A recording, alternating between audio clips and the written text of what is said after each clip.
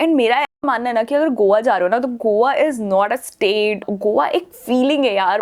Hey guys, welcome back to my channel. I am Prerna and on this channel you will find travel and finance videos to how to support your travel. So today we are going to talk about one of the most favorite location of all the Indians, चाहे बूढ़ा हो, चाहे बच्चा हो, चाहे जवान हो. You take the name of Goa and that typical smile comes on the face. So Goa में basically दो पार्ट है, north Goa and south Goa. आज हम बेसिकली नॉर्थ गोवा की बात करेंगे, कहाँ रहना है, कैसे पहुँचना है, आइटनरी क्या है जिसके लिए आपने वीडियो मेरे ख्याल से लगाया होगा. सो ये सारा डिस्कशन आज करेंगे और साउथ गोवा के लिए I will make a separate video for you. So let's begin with very important thing, what is the best time to visit Goa. So best time to visit Goa is basically after October. October में मत जाना, बहुत heat रहती है. After 15th of November और mid Feb या end Feb तक भी वेदर अच्छा रहता है. तो this is the best time to visit Goa, especially अगर आप नॉर्थ गोवा जा रहे हो, स्पेशली अगर आप फर्स्ट टाइम जा रहे हो. नाउ मॉनसून्स में भी गोवा बहुत अच्छा रहता है, पर मॉनसून्स की आइटनरी काफी डिफरेंट हो सकती है इस टाइम की आइटनरी से. तो अभी हम विंटर आइटनरी डिस्कस करेंगे और आगे चल के फिर कभी मैं एक नया वीडियो बनाऊंगी जहां मैं सिर्फ मॉनसून्स की बात करूंगी. सो सबसे पहले अगर आपको गोवा जाना है और अगर आप फ्लाइट से जा रहे हो तो दाबोलिम एयरपोर्ट करके है, आप वहां पे लैंड करोगे. अब आपका जो दाबोलिम एयरपोर्ट है वो वास्को में आता है. वास्को आपका साउथ गोवा में आता है और आज की आइटनरी नॉर्थ गोवा के बारे में है. तो वास्को से नॉर्थ गोवा आने के लिए आपको या तो टैक्सी या तो बसेस लेनी पड़ेंगी. जो टैक्सी रहेगी it will cost you somewhere around 2000 to 2500 rupees. Yes, it is expensive. Peak season है तो 2500 तक भी कभी कभी जाता है. So bargain if you want. Okay, next अगर आप ट्रेन से आ रहे हो तो आपका मेन स्टेशन जो गोवा में है वो मडगांव है, लेकिन उसके पहले बहुत सारे स्टेशन आते हैं यानी कि करमली और तिविम. अगर आप ये दोनों स्टेशन पड़ रहे हैं आपके रास्ते में तो आप इन दोनों स्टेशन पे उतर जाओ. This is relatively closer to north Goa area as compare to Madgaon. So now next question is where to stay in north Goa. तो अगर आप नॉर्थ गोवा में रह रहे हो तो दो जगहें हैं, पहला कैंडलम और दूसरा अंजुना. नाउ कैंडलम मैं आपको इसलिए रेफर कर रही हूँ because it is in the heart of the area जहाँ पे सब एक्टिविटीज होती है. आपको 24 घंटे वहाँ पे चहल पहल दिखाई देगी and you feel like that you are in Goa. And second option is Anjuna. अभी अंजुना मैं आपको इसलिए सजेस्ट कर रही हूँ क्योंकि अंजुना जो होता है, अगर आप नॉर्थ की बेल्ट देखोगे तो उसमें एकदम सेंटर में आता है.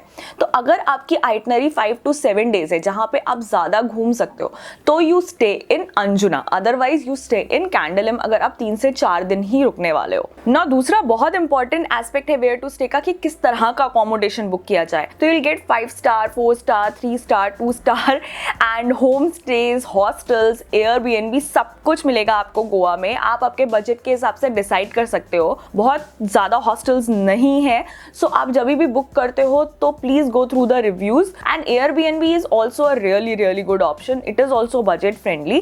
अभी गोवा में घूमने के लिए इनसाइड दो ही ऑप्शन है. प्लीज पब्लिक ट्रांसपोर्ट पे डिपेंड मत करना, बहुत डिफिकल्ट हो जाएगा. या तो हायर अ 2-wheeler और hire a car. I would suggest to hire a 2-wheeler. It is easier to manoeuvre. बहुत भीड़ हो जाती है क्योंकि नवंबर दिसंबर जो कि आपका बहुत ही पीक टूरिस्ट सीजन होता है, इसलिए 2-wheeler से आप इजिली कहीं भी जा सकते हो. अगर आपको गाड़ी चाहिए, if you have like a kid with you, आपको नहीं मैनेज हो रहा है तो you can hire a car. Car आपका पर डे अराउंड 2000 रुपीज के आसपास रेंटल रहता है, 1500 to 2000.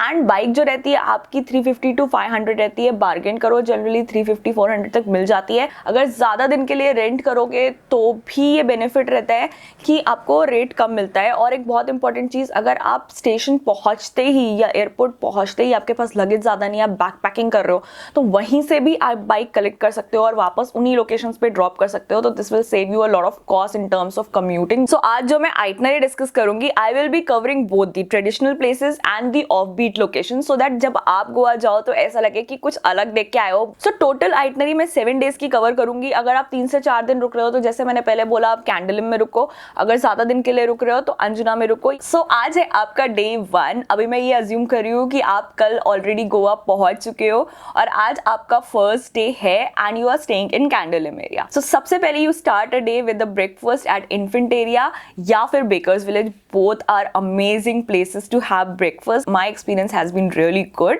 So I would highly recommend them. Then उसके बाद आप जा सकते हो फोर्ट अग्वादा. अभी फोर्ट अग्वादा ज़्यादा लेट मत करना जाने के लिए क्योंकि धूप हो जाती है and fort gets really hot, like because it's a fort so heat is right in your face. तो 1-12 बजे तक वो जगह मैक्सिमम कवर कर लो. उसके बाद this is your day 1. Go for beach hopping, थोड़ा रिलैक्स करो. सबसे पहला बीच जो मैं आपको सजेस्ट करूंगी वो है अंजुना बीच, बिकॉज कलंगूट और बागा बीच क्राउडेड है as compare to Anjuna beach. So directly go to Anjuna beach. वहाँ पे वाटर स्पोर्ट्स भी होते हैं तो आप डायरेक्टली वहीं जाके वाटर स्पोर्ट्स कर सकते हो. जब आप वाटर स्पोर्ट्स करोगे तो थोड़ा बार्गेन करो, वो जनरली ज़्यादा रेट बताते हैं. अगर आप 2-3 एक्टिविटीज़ लोगे तो रेट थोड़ा कम बताते हैं, बट ऐसा मत करो कि उनका बिजनेस नहीं चले, वो भी ध्यान रखो. Okay, so bargain accordingly. Anjuna पे इंजॉय करने के बाद you can either go to Vagator beach और आप लंच करने के लिए जाओ ईवास कैफ़े. ईवास कैफ़े से व्यू अच्छा है, बट एक चीज़ ध्यान रखना, ईवास कैफ़े में वेटिंग बहुत ज़्यादा रहती है. एटलीस्ट 25 मिनट्स तो रहेगी, 20-25 minutes, and it's a peak season. तो उतना सोच के जाना. खाना इज़ ऑल्सो ओके. हो सके तो सी व्यू सीट्स लो अगर मिल पाती है. नहीं मिलेंगी तो इतना कोई बिग डील नहीं है बिकॉज बहुत धूप आ रही होगी वहाँ पे. Okay, after lunch you can go to Chapora fort which is very close by. Chapora fort से सनसेट बहुत ब्रिलियंट दिखता है. It is the same fort जो आपने दिल चाहता में देखा होगा. सो वो ब्यूटिफुल सनसेट इंजॉय करने के बाद you go to a Anjuna flea market. Now Anjuna flea market is such a vibe. ये मार्केट आपका अंजुना एरिया में ही लगता है तो आज का शाम आपका वहीं पे ख़त्म हो जाएगा. You will get to shop, you will get to eat, you get to drink, you get to see lot of live music going on there, so it's like a full on Goa vibe. So yes, that's the end to day 1. Let's do something offbeat on day 2. Today is a day for island hopping. There are 2 islands, Chorao Island and Diwar Island. So Chorao Island पे basically आपकी bird life sanctuary है, natural trails हैं, आप locals के साथ हुर्राक और ये सब try कर सकते हो. वहाँ पे हुर्राक is a local drink there. And Diwar Island is more about visiting the churches, looking into history of a place. There is ruin of temples, and then the highlight of the day is a mud bath which you take on Diwar Island, which I had showed in this video of mine, so you can go and watch it. It is fun. So आप ये दोनों island चाहिए तो cover कर सकते हो. Morning में tour start करके end में ख़त्म कर सकते हो. Now अगर ये book करने हैं tour तो I would highly recommend go with some local touring group. I went with Soul Traveling Group. I will leave a link to their website in the description box. So यहाँ पे आपका day 2 खत्म हो जाता है. रात में किसी shack पे जाओ, chill मारो and finish your day with that. So day 3 पे जाओ आप Reis Magos fort. Now this is a fort which has a museum in it. अगर आप history buff हो, if you like to know about the place जहाँ पे आप जाते हो, तो this will tell you a lot about the history of Goa, like the things which you have never heard of. And I would personally highly recommend this place. ये place आपका पणजी के थोड़ा पास आता है एंड आप जहाँ कैंडोली में रह रहे हो वहाँ से भी ज़्यादा डिस्टेंस पे नहीं है. Then go to old Goa church and old Goa museum. की one thing in mind, church के अंदर शॉट्स अलाउड नहीं है, so prepare yourself according to that. अगर आप चर्च के अंदर जाने में इंटरेस्टेड हो, चर्च और म्यूजियम आमने सामने है, आप दोनों एक साथ घूम सकते हो. नाउ इवनिंग में you head back to your area and go to Thalassa. Thalassa is a complete party place. I would recommend you to reach before sunset so that you get the best seats, best view and enjoy so many performances which take place there. बहुत सारे performance होते हैं. People party hard there. So it's a hardcore party place. If you don't like hardcore party places, then you can just go to some nice cafe and chill there. You can go to Bean Me and Cafe. बहुत सारे cafe हैं. Cafes की list मैं नीचे description box में छोड़ दूंगी. जो एरिया में जो पसंद है, जिस दिन you can mix and match and go. This is not a fix itinerary कि यही फॉलो करनी है. Okay, now comes a day 4. Day 4 में हम पैंजम जाएंगे, जिसको बहुत लोग पंजी भी बोलते हैं. It is a capital of Goa and there are lot of things which you can go and see there. Number 1 is Fontainhas. अगर आप इंस्टाग्राम पे एक्टिव हो और आपको इंस्टाग्रामेबल पिक्चर्स चाहिए तो Fontainhas is the best place to be, because यहाँ पे बहुत सारे ब्यूटीफुल कलरफुल हाउसेस हैं, old Portuguese houses houses. One very important thing which I noticed there, and I have lived in Goa so I can see, please don't go and make lot of noise there and disturb the local people, because for them it is their houses, and if you go there and make lot of noise, stand in front of their door and start clicking picture, it can get little awkward. Then the second is Our Lady of Immaculate Church. Okay, अगर आप गोवा गए, पेंचम गए और यहाँ नहीं गए तो क्या मतलब बनता है? वो जोश में और बहुत सारी मूवीज़ में ये आइकॉनिक चर्च यूज़ किया गया है. अभी चर्च के ऊपर जनरली बहुत बार एंट्री अलाउ नहीं करते हैं, तो आप नीचे से चर्च देख सकते हो. वहाँ पे पूरा पंजी मार्केट एरिया है, वो भी चाहिए तो आप घूम सकते हो. पर सबसे पहले मैं बोलूँगी आप our lady of immaculate church करने के बाद एल्तिनोस जाओ. Our lady of immaculate church के बगल से ही रास्ता एक ऊपर जाता है जो एल्तिनोस जाता है ना.